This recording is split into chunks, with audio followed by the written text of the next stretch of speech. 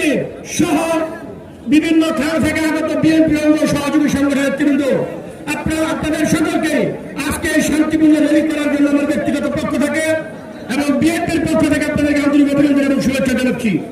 বন্ধুরা, আমরা বহু আগে বলেছি আমাদের জননেতা জনাব তারেক রহমান 31 দফা রাষ্ট্রপিতার মধ্যে দিয়ে দেশ পরিচালনা করবেন।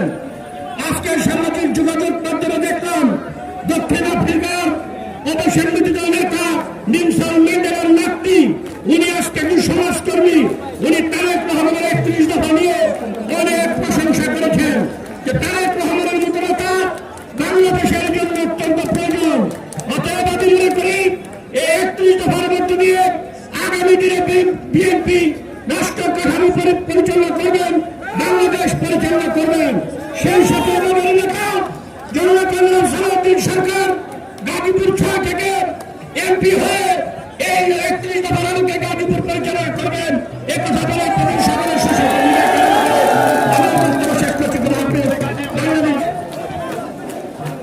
সিপাহী জনতার বিপ্লবের মধ্য দিয়ে গৃহবন্ধ থেকে মুক্ত করেছিল 1974 সালের এই দিনে।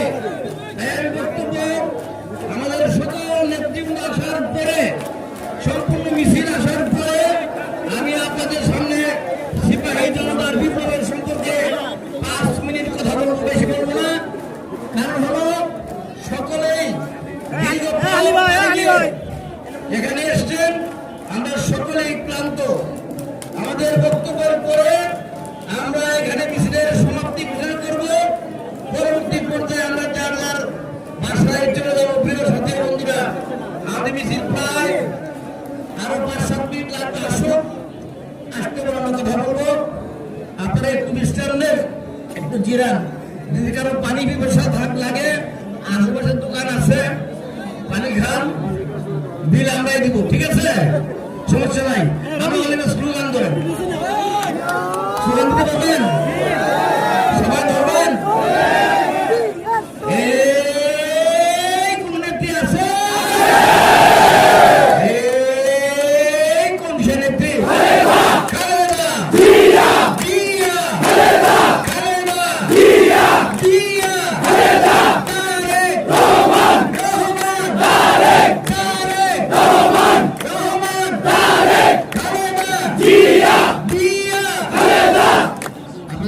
ধন্যবাদ।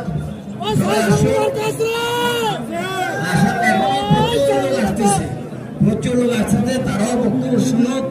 অনেকে নতুন প্রজন্ম সিপাহী জনতার বিপ্লবের কথা অনেকেই জানেন না, তাদেরকে ইতিহাস জানাতে হবে, বুঝাতে হবে। এবং এবার 16 থেকে 17 বছরের তরুণ তরুণী তারা নতুন ভোটার হবে।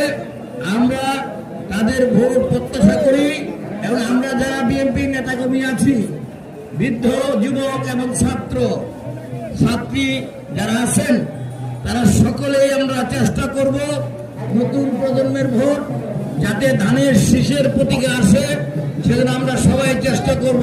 কি বলেন ভাইয়া?